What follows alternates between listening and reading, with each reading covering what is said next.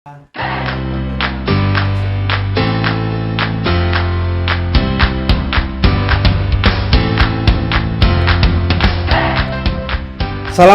warahmatullahi wabarakatuh. Kita Waalaikumsalam. bertemu kembali di Ruang Bersuara Bicara Desa.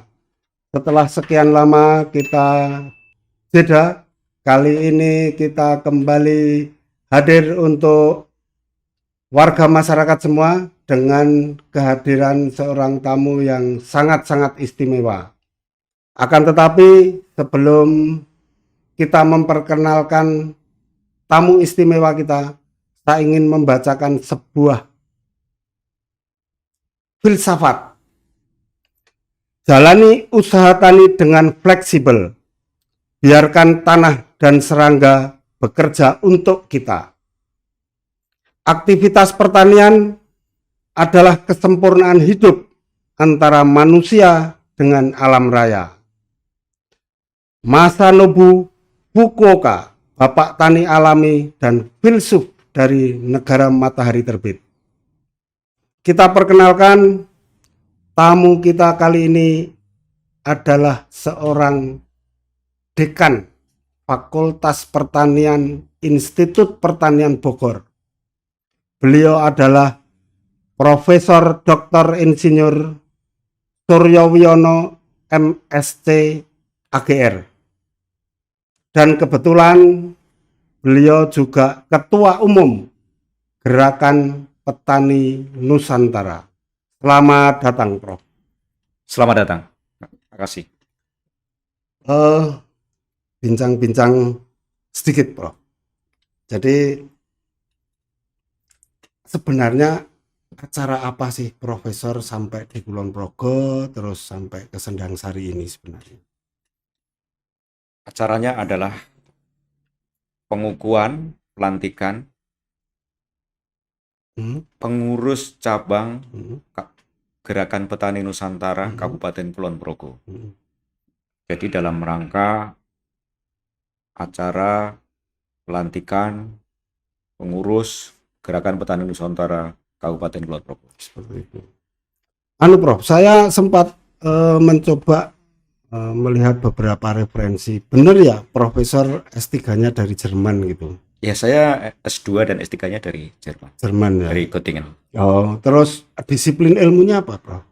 Jadi begini, S2 saya itu di bidang, kalau S1 saya hama dan penyakit tumbuhan, kemudian S2-nya di bidang pertanian tropika, di S3-nya itu kalau di sana ada mayor minor. Mayornya adalah penyakit tumbuhan dan perlindungan tanaman. Minornya ada dua. Pertama agronomi, itu budidaya tanaman. Yang kedua adalah entomologi atau ilmu serangga. Seperti itu. Nah, saya kepengen, saya juga sempat membaca beberapa referensi itu. Profesor Suryo salah satu ahli mikroba. Nah, saya kepengen bisa dijelaskan, mungkin banyak masyarakat yang juga belum paham secara persis. Apa itu mikroba, manfaatnya apa, fungsinya apa, kira-kira. Jadi begini, sesuai dengan namanya, mikroba atau mikroorganisme itu adalah makhluk hidup yang ukurannya sangat kecil sehingga tidak kasat mata dengan mata telanjang dan hanya bisa dilihat atau dideteksi dengan menggunakan alat atau bahan-bahan kimia tertentu. Mikroorganisme itu atau mikroba itu terdiri dari pertama bakteri, yang kedua cendawan atau fungi, yang ketiga protozoa, yang keempat sitoplasma misalnya, terus yang juga yang disebut partikel submikroskopik yang tidak dikatakan mikroorganisme tapi dia punya sifat-sifat hidup adalah virus. Jadi mikroorganisme ini ada, kalau ditinjau dari fungsinya ada dua kelompok. Yang pertama yang menguntungkan, yang kedua yang merugikan bagi manusia tentunya ya. Bagi pertanian juga demikian, ada yang menguntungkan, ada yang merugikan. Sebagian besar mikroba itu tidak merugikan ya. Yang membutuhkan mikroba yang menimbulkan penyakit gangguan pada tanaman itu kecil ya, di bawah, kalau persentase ya di bawah 2% lah ya. Terus Profesor juga sedang melakukan penelitian tentang mikroba juga. Ya. Pernah mengambil sampel di Ya. Kulon Progo atau di wilayah DIY, Prof?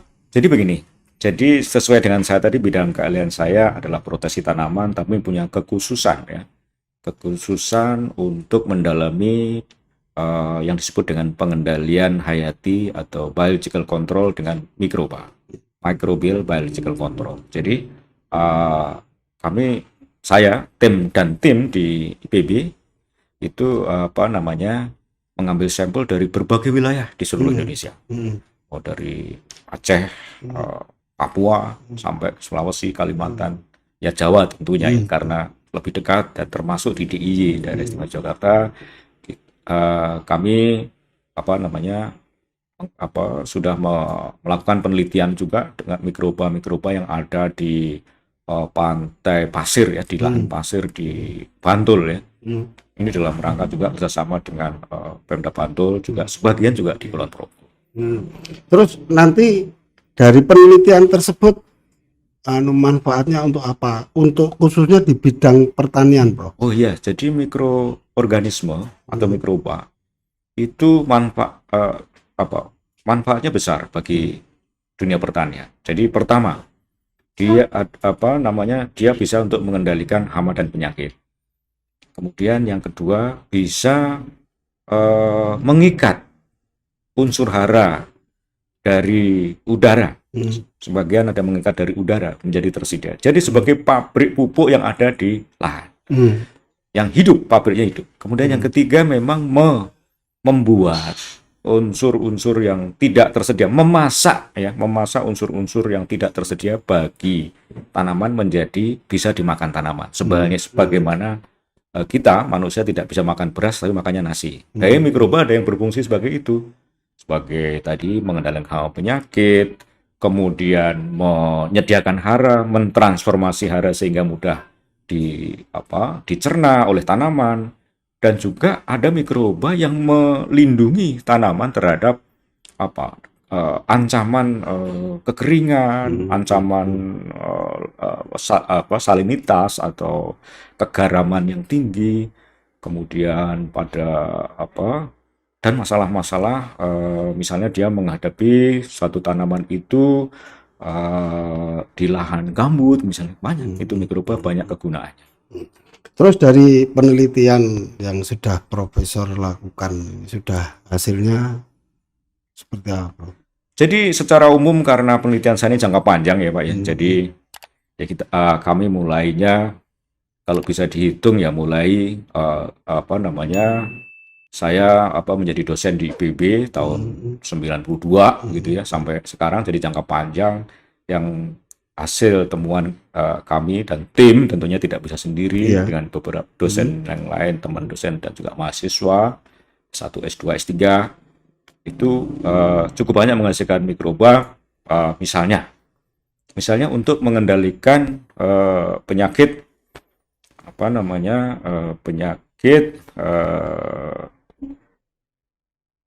antraknosa atau patek pada cabai, kemudian mengendalikan penyakit layu fusarium pada bawang merah.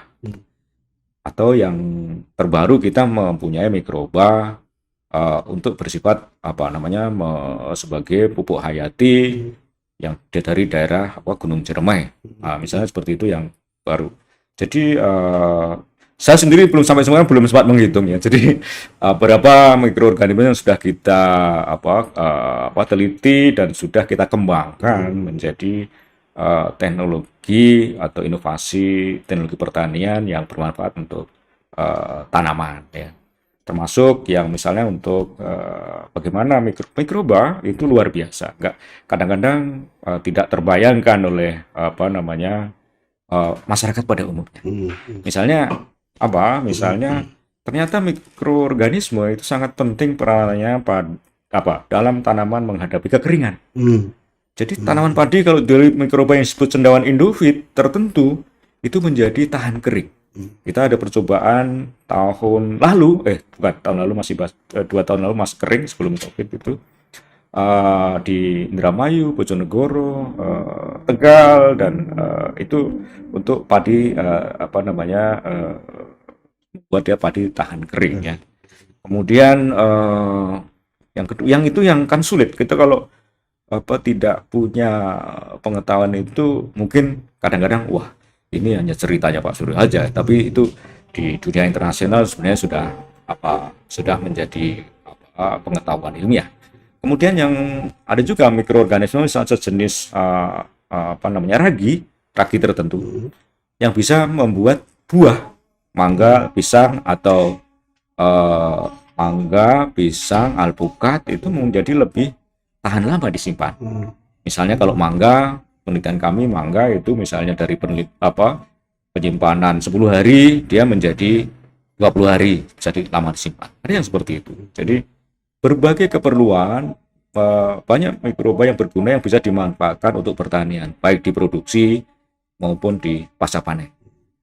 Nah, dari beberapa penelitian Profesor tadi, sudahkah itu dilansing kepada masyarakat tani khususnya gitu, atau masih ini belum keluar ini gitu? Sebagian sudah. Oh, sebagian sudah. Sebagian sudah, sebagian belum ya. Jadi memang karena produk mikroba itu kan kita juga beberapa yang sudah kita komersialisasi itu melalui tahapan-tahapan perizinan dan sebagainya, itu kita memang lepas di masyarakat ya. Beberapa yang untuk kalangan sendiri sudah diperbanyak sendiri, kemudian untuk kelompok, untuk GPN, nah itu memang ya digunakan di komunitas gitu ya. Jadi yang di situ sebagai tambahan yang juga berbasis mikroba yang kami kembangkan dari teknologi yang kita kembangkan dari IPB, kita memasarkannya salah satunya melalui GPN. Dengan Gerakan Petani Nusantara kita mencoba memasarkan teknologi yang sangat bermanfaat. Tidak hanya mikroba, itu adalah teknologi yang berbasis mikroba, itu yang kita namakan pertanian biointensif. Itu untuk tanaman padi, cabai, melon yang bisa mengendalikan penyakit, menjaga produksi tetap tinggi, tetapi menggunakan pupuk yang minimal dan optimal dan minimal, dan juga zero pestisida. Itu yang kita kembangkan. Itu yang menjadi salah satu andalan dari Gerakan Petani Nusantara. Jadi kita salah satu pendekatan teknologi pertanian yang ekologis yang jadi titik berat atau program utama GPN itu pertanian biointensif. Oke, tadi sempat disebut tentang Gerakan Petani Nusantara. Sebenarnya apa sih, Prof? Gerakan Petani Nusantara ini sebenarnya apa? Terus mungkin harus bergerak di bidang apa? Betul.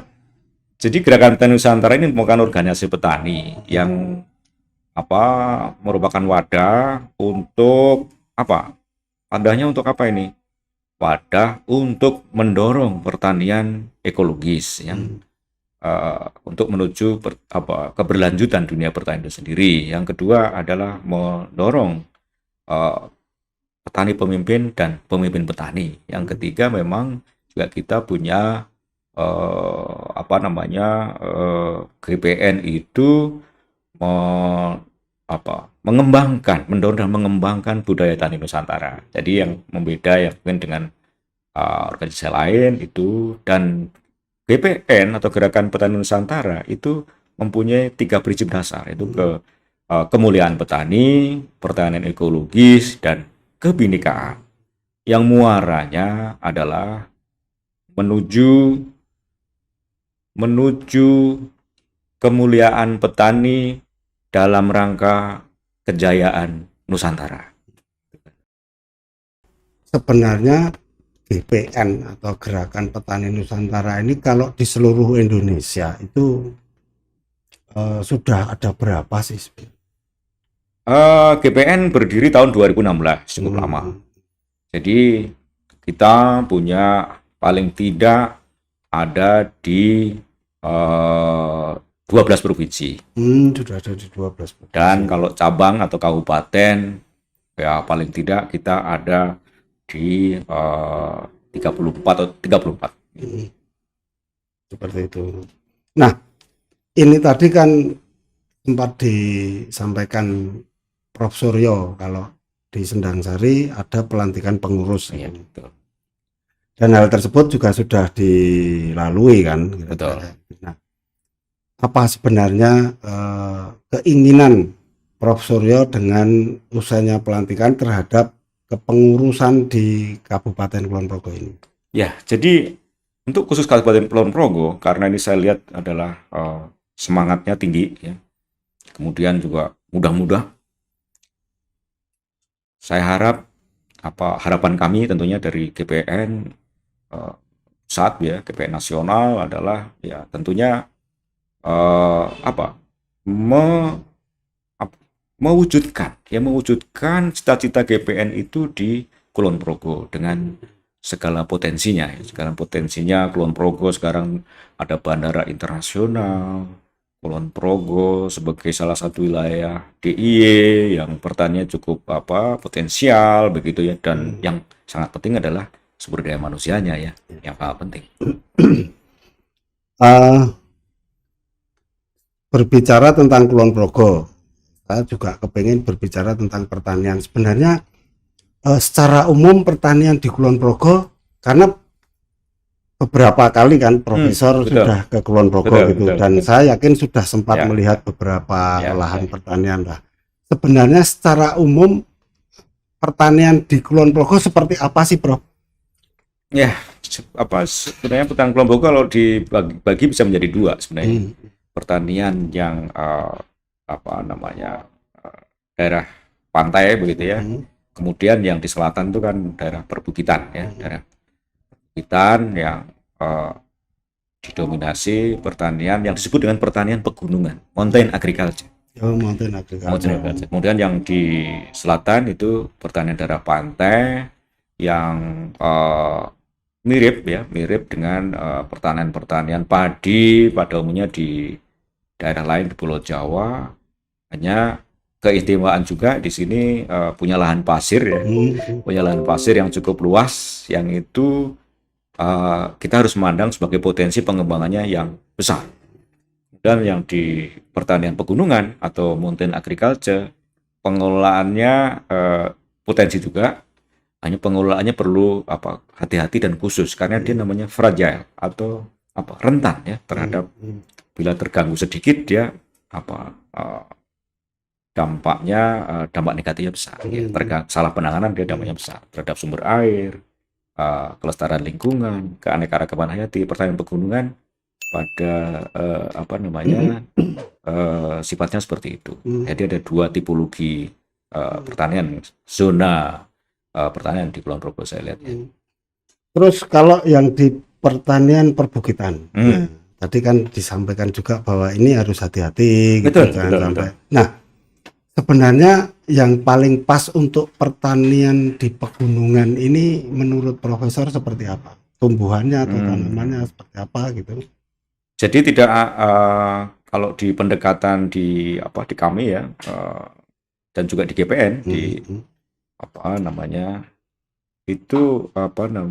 tidak ada misalnya paketnya harus begini, bukan program paket seperti itu, tapi harus kita lihat potensinya. Intinya adalah sumber daya dan potensi lokal yang situ kemudian sentuhan iptek universal apa yang diperlukan untuk itu gitu ya. Jadi kombinasi antara sumber daya pertanian lokal tadi dengan sentuhan iptek universal yang akan tentunya hasilnya optimum tanpa tadi menimbulkan dampak-dampak yang merugikan ya, kerusakan lingkungan, kemudian masalah sosial. Terus saya juga tertarik tentang tadi yang disampaikan tentang intensif. intensif. Ya. Apa sih sebenarnya Sebenarnya begini. intensif?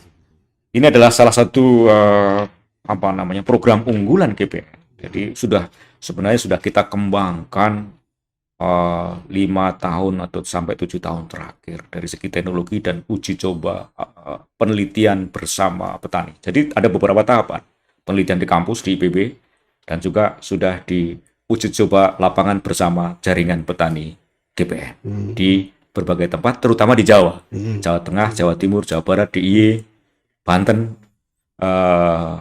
karena dekat ya, karena kemudahan aja. Kalau di luar Jawa, ya ini karena teknis, masalah teknikal aja. Jadi intinya adalah dua prinsip utama. Yang pertama, menyehatkan tanaman. Tanaman sehat akan bisa berproduksi dengan baik dan lebih relatif aman terhadap gangguan. Yang kedua adalah menyehatkan agroekosistem. Agroekosistem yang sehat, semua fungsi komponen ekosistem akan berjalan dengan baik. Fungsi melindungi dari hama, melindungi dari kekeringan, fungsi transformasi hara. Jadi dua prinsip utama, menyehatkan tanaman dan menyehatkan lingkungan. Kemudian dijabarkan, menyehatkan tanaman. Dengan cara apa? Menyehatkan tanaman pertama adalah dengan optimalisasi pemupukan. Ya, optimalisasi pemupukan. Nah, kita ini pas dengan situasi sekarang lonjakan gabuk, kita bisa dengan biointensif bisa mengurangi pupuk NPK pada padi sampai 50%. Kemudian yang selain tadi menyehatkan tanaman, optimalisasi dan juga seringkali reduksi pemupukan dengan pupuk kimia sintetik. Yang kedua adalah kita yang disebut dengan bioimunisasi tanaman. Bioimunisasi tanaman itu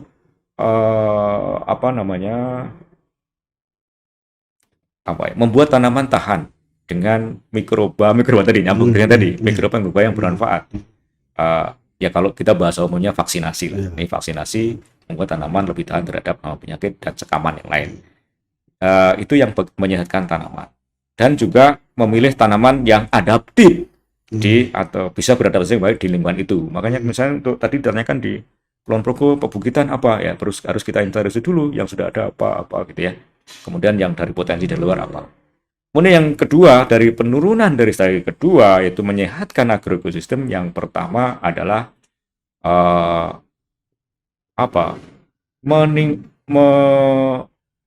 mengaplikasikan atau menambahkan bahan organik di tanah, apa itu jerami, apa itu pupuk kandang, apa itu kompos, yang jelas harus meningkatkan bahan organik yang ada di tanah. Supaya apa? Nah, yang kedua dulu. Yang kedua adalah menghindari hal-hal yang menyebabkan agroekosistem itu rusak atau lemah. Misalnya kita menghindari sekali penggunaan segala macam bentuk pestisida, herbisida, insektisida, fungisida, bakterisida, karena itu akan mematikan. Jadi antara tadi yang menggunakan bahan organik, yang banyak cukup ya di tanah, itu akan menghidupkan ekosistem, agroekosistem itu berfungsi dengan sehat. Karena apa?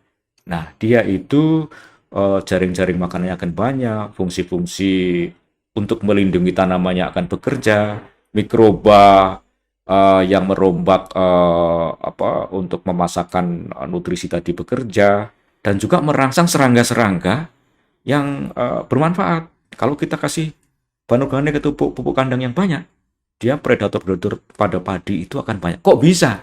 Karena predator wereng, misalnya predator penggerek, itu kalau nggak ada wereng, nggak ada penggerek, dia makanannya adalah serangga-serangga pengurai. Serangga pengurai dari mana kalau nggak kita tambahkan? Nah, itu makanya harus diimbangi, menyehatkan agroekosistem. Pertama, meningkatkan bahan organik di tanah. Yang kedua adalah menghindari segala macam bentuk pestisida, termasuk herbisida. Kenapa? Karena tadi akan sangat mengganggu fungsi-fungsi tadi agroekosistem ya dalam menyehatkan tanaman tentunya. Karena ada menyehatkan tanaman dengan menyehatkan agroekosistem sebenarnya berhubungan, hanya kita bedakan saja ininya. Terus apakah biointensif ini sudah diuji di mana? Kita sudah lakukan klinik tanaman, khususnya klinik tanaman IPB dengan kerjasama dengan GPN, sudah melakukan uji ini saya katakan tadi kan 5 sampai 6 tahun yang lalu Hmm. di berbagai daerah di Pulau Jawa. Salah satunya di Kulon Progo itu.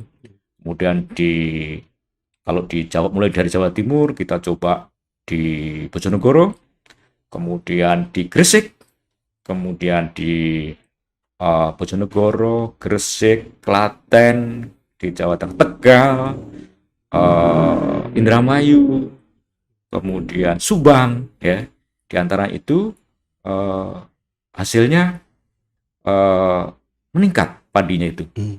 meningkat Berapa itu, Bro?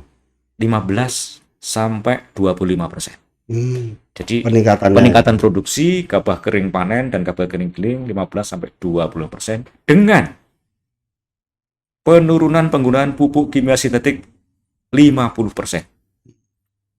Penurunan penggunaan pestisida kimia 100%. Jadi, kalau kita hitung-hitungan analisis usaha tani, analisis ekonominya, keuntungan dari usaha tani padi itu pada satu lahan tertentu, 1 hektar katakanlah, itu bisa meningkat 30 sampai 40%. Ini bukan hal yang wah Pak Suryo teori, bukan.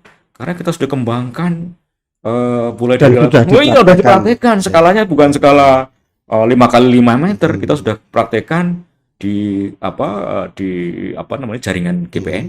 Itu sudah ya walaupun tidak luas banget Ya. ya, karena petani-petani yang jaringan GPN aja 1 hektar, setengah hektar, 2 hektar gitu tadi, itu jadi begitu. Nah, sekarang biointensif ini tadi disampaikan juga ini hasil penelitian dari IPB Ya, gitu betul, yang betul. bekerja sama dengan GPN. Iya, betul. Kenapa bisa seperti itu dengan GPN gitu? Ini apakah ada hubungannya karena Prof Suryo ini juga ketua umum GPN Jadi gitu? begini Bapak. Jadi saya aktif di GPN juga sudah sejak berdirinya Ya. 2016. Sebelumnya saya juga di klinik tanaman, proteksi tanaman IPB sejak tahun 2006 lah katakanlah ya, 2005-2006 sampai sekarang ya masih ya. Jadi begini, hasil-hasil penelitian menurut pendapat kami para beberapa tim akademisi di IPB termasuk saya itu memang harus segera dimanfaatkan. Gitu. Salah satu kita ada jalur yang resmi ya, misalnya kita lihat pemerintah, kemudian kita nanti dikaji menjadi suatu teknologi, dan juga ada jalur-jalur yang kemitraan. Nah, kemitraan ini bisa termasuk dengan organisasi petani, Pak. Ini Gerakan Petani Nusantara. Salah satunya itu. Gitu. Kemitraan juga bisa dengan Pemda. Ya. Pesantren bahkan kita juga ada kemitraan IPB itu dengan pesantren, dengan Pemda. Itu untuk pada saat-saat tertentu mempercepat diseminasi atau penyebarluasan inovasi atau iptek, ilmu pengetahuan dan teknologi yang dihasilkan oleh dunia perguruan tinggi ya, di IPB khususnya ya. Kalau kita agak beralih, Bro, dari yang berkaitan dengan ilmu pengetahuan dan teknologi. Sekarang aktivitas Profesor selain beraktivitas seperti biasa menjadi dosen gitu, mungkin sedang melakukan penelitian apa atau sedang bekerja sama dengan siapa kira-kira.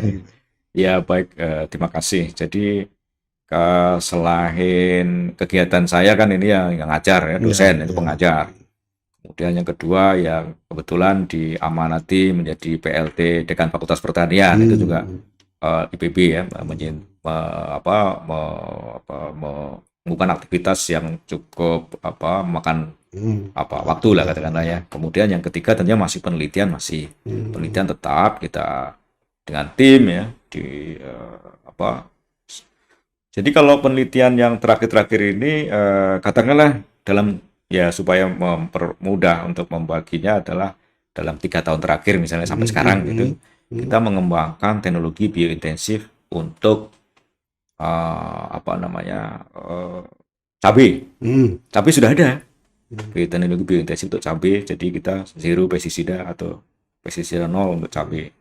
Kemudian yang kedua adalah penelitian untuk meningkatkan adaptasi tanaman terhadap gambut, karena lahan gambut di Indonesia jutaan hektar yang potensial ya.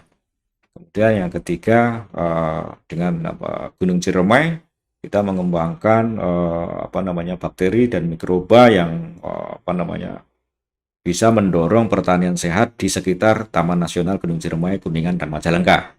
Itu yang tiga. Kemudian ada lagi yang melon yang kita lakukan di Tegal. Kita lakukan di Tegal dengan bersama dengan swasta dan juga klinik pertanian Tegal. Itu kita mengembangkan teknologi, kan melon selama ini banyak pestisidanya. Bagaimana produksi melon dengan bebas pestisida. Ini sesuatu yang saya dari awal, wah itu tidak mungkin Pak Suryo. Saya bilang, ya semuanya mungkin lah dengan perkembangan teknologi itu tidak ada yang tidak mungkin ya. Itu paling tidak itu yang sekarang ini sampai 3 tahun. Ada nggak ini yang mungkin sedang Profesor lakukan juga bekerja sama dengan pemerintah pusat gitu? Oh ya tentunya kan kalau kami di PB misalnya yang tadi yang padi,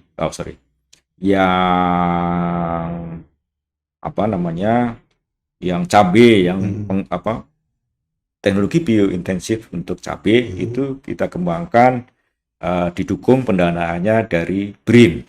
BRIN. Ya, Pak BRIN, dan itu kita mendapatkan penghargaan atau award ya. Saya bersama tim dari 103 Inovasi Indonesia tahun 2021.